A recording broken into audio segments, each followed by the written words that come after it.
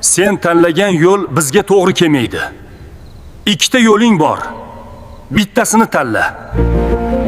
Bir kunda butun hayotingiz o'zgarib ketganmi? Meniki 17 yoshimda o'zgargan. 1988-yil 14-iyun Toshkentda tadbirkor oilasida dunyoga keldim.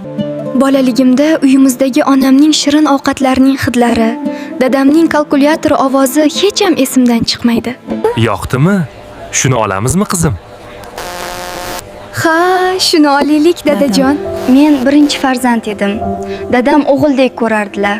Har narsada fikrimni so'rardilar, maslahat qilardilar. Oilamiz juda ham ahil va inoq edi. Ikkita ukamga bosh edim. Oyi, o'xshab chiqarmikan? Menga shirinlik pishirish yoqadi, lekin qo'limdan kelmayapti. O'rganish uchun kursga boring, iltimos. 8-sinfda konditorlikka qiziqdim.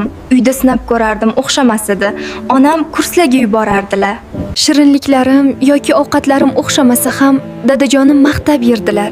Kerakli masalliqlarni olib kelishda davom etardilar.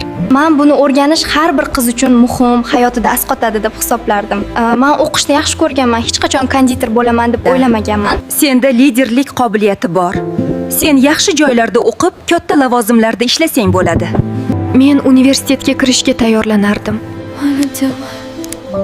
Katta orzularim va maqsadlarim bor edi. Bir kuni ota-onam menga shart qo'yishdi. O'sha kundan boshlab hammasi o'zgarib ketdi.